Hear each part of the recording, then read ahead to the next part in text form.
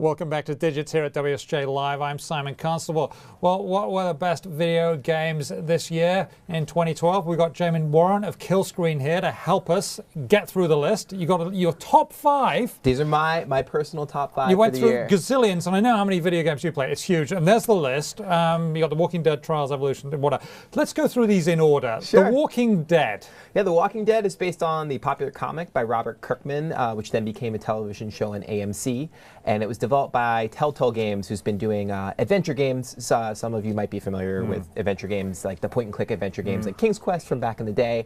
This was designed, I feel like it was optimized for tablet-based experiences. And you play as a survivor, a former professor who's been framed for murder, and you're on the run, and then the zombie apocalypse happens. And what's powerful about this game is it's not complicated, it's not hard, but it really brings to life that element of human choice. At the beginning of one of the chapters, you have several items of food that you have to distribute amongst 10 different people. So it creates all of these Sophie's Choice kind of dilemmas. And what's cool is that the game remembers the decisions that you've made, and those affect the ending and the path. So it really adds that element of the survival instinct, that connection to individual characters, and the voice acting is phenomenal.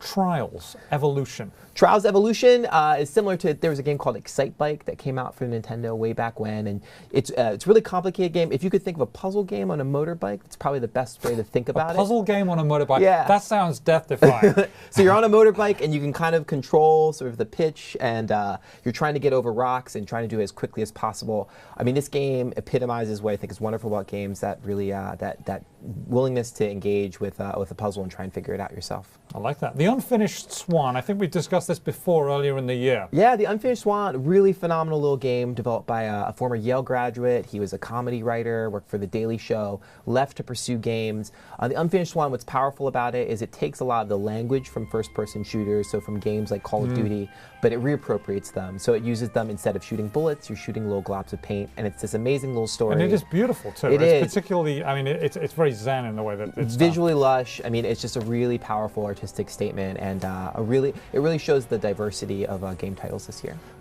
PID, that's P-I-D. PID, I'm pretty sure no one played this game except for me, so that's my personal favorite. It was developed by a Swedish studio, and probably the best way to think about it is if Mario took place in an IKEA showroom. So the designs, it again has very simple, clean lines. It's a puzzle platformer, which means you're moving from left to right, but you're finding all of these little stars, encountering these robots along the way. Really adorable. It's the sort of thing that you could see Pixar making if they made video games. Okay. Spell Tower.